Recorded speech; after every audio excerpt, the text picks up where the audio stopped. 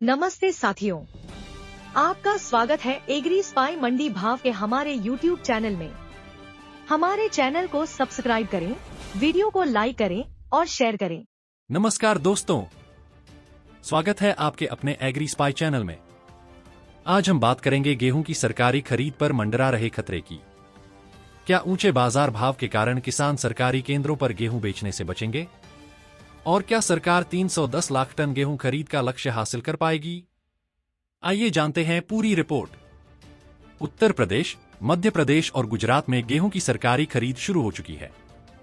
लेकिन सवाल यह है कि क्या किसान सरकारी क्रय केंद्रों तक गेहूं लेकर जाएंगे? उत्तर प्रदेश, मध्य प्रदेश और गुजरात समेत कई राज्यों में गेहूं की सरकारी खरीद प्रक्रिया औपचारिक रूप से शुरू हो चुकी है। लेकिन इस बार सरकारी एजेंसियों के सामने एक नई चुनौती खड़ी हो सकती है। थोक मंडियों में प्रचलित ऊंचे बाजार भाव के चलते किसान अपने गेहूं को सरकारी क्रय केंद्रों पर लाने में हिचकिचा सकते हैं। सरकार ने इस बार गेहूं का न्यूनतम समर्थन मूल्य (MSP) बढ़ाकर 2,425 रुपए प्रति क्विंटल निर्धारित किया है, जो पिछले वर्ष की तुलना में 150 रुपए अधिक है। मध्य प्रदेश और राजस्थान जैसे राज्यों में MSP से ऊपर अतिरिक्त बोनस देने की घोषणा की गई है, जिससे किसानों को इन राज्यों में सरकारी खरीद केंद्रों तक गेहूं लाने का अतिरिक्त प्रोत्साहन मिल सकता है। विशेष रूप से मध्य प्रदेश में किसानों को 2,600 रुपए प्रति क्विंटल का भाव मिलेगा, क्योंकि राज्य सरकार ने 175 रुपए प्रति क्विंटल का बोनस देने का फैसला किया है। हालांकि उत्तर प्रदेश, गुजरात, बिहार और महाराष्ट्र जैसे राज्यों में स्थिति अलग हो सकती है। इन राज्यों में केवल MSP पर ही गेहूं की सरकारी खरीद की जाती है। ऐसे में यदि प्राइवेट व्यापारी, फ्लोर मिलर्स और बहुराष्ट्रीय कंपनियां किसानों को MSP से अधिक दाम की पेशकश करती हैं, तो संभव है कि किसान अपना गेहूं सरकारी केंद्रों पर न ले जाकर निजी खरीदारों को ही बेचना पसंद करें। इससे सरकारी खरीद का लक्ष्य प्रभावित हो सकता है। पंजाब और हरियाणा जैसे राज्यों में सरकारी खरीद की स्थिति अपेक्षाकृत बेहतर रहने की संभावना है। इन राज्यों में मंडी टैक्स काफी ऊंचा होता है, जिससे प्राइवेट कंपनियां वहां ज्यादा खरीदारी नहीं करती। इसका फायदा सरकारी एजेंसियों को मिलता है, क्योंकि किसानों के पास सरकारी क्रय केंद्रों पर ही गेहूं बेचने का विकल्प अधिक प्रभावी होता है।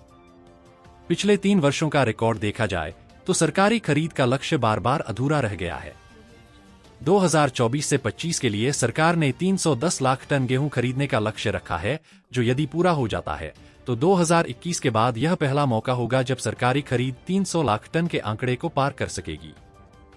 सरकार के लिए यह एक बड़ी राहत हो सकती है, लेकिन इसके लिए जरूरी होगा कि थोक मंडी में गेहूं का बाजार भाव MSP से नीचे रहे। यदि खुले बाजार में गेहूं के दाम ऊंचे बने रहते हैं, तो सरकारी एजेंसियों के लिए तय लक्ष्य हासिल करना मुश्किल हो सकता है। ऐसे में सरकार को किसानों को क्रय केंद्रों की ओर आकर्षित करने के लिए अतिरिक्त रणनीतियां अपनानी पड़ सकती हैं। अब यह देखना दिलचस्प होगा कि क्या सरकार अपने निर्धारित लक्ष्य को हासिल कर पाएगी या फिर ऊंचे बाजार भाव सरकारी खरीद प्रक्रिया को धीमा कर देंगे। सरकार के सामने बड़ी चुनौती है, क्या वह 310 लाख टन का लक्ष्य पूरा कर पाएगी?